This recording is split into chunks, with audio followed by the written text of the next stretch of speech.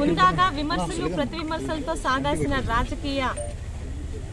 రాజకీయాన్ని 5 సంవత్సరాలు భ్రష్టు పట్టించి గత 5 సంవత్సరాల్లో నిజాలు మాట్లాడినా విమర్శించినా కూడా అనేక సెక్షన్లతోని ప్రతిపక్షాల మీద ప్రశ్నించే ప్రజల మీద తప్పుడు కేసులు తప్పుడు సెక్షన్లు పెట్టిన ఆనాటి వైసీపీ ప్రభుత్వంలో మంత్రి కాకముందే మంత్రి పదవి గురించి ఆశించి ఈనాటి ముఖ్యమంత్రి ఆనాటి మాజీ ముఖ్యమంత్రి అయిన చంద్రబాబు నాయుడు గారి మీద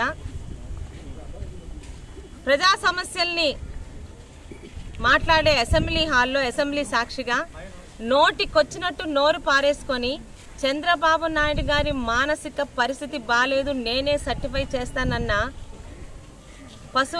మాజీ పశువుల మంత్రి గారి మీద ఈరోజు పలాస టీడీపీ కుటుంబ సభ్యులందరూ పోలీస్ స్టేషన్లోని కంప్లైంట్ ఇవ్వడం జరిగింది. దాన్ని ఎఫ్ఐఆర్ కూడా రిజిస్టర్ చేయమని చెప్పాము. వాళ్ళు చేస్తారు.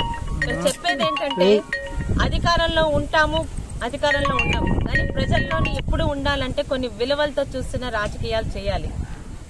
నోటు పారేసుకునే వాళ్ళకే మంత్రి పదవులు ఇస్తానని చెప్పిన జగన్మోహన్ రెడ్డి ప్రాపకం కోసం విజనరీగా కీర్తించబడుతున్న చంద్రబాబు నాయుడు గారి మీద ఈయన ఒక డాక్టర్ అట, ఈయన సర్టిఫై చేస్తే చంద్రబాబు నాయుడు గారి మానసిక స్థితి బాలేదంట.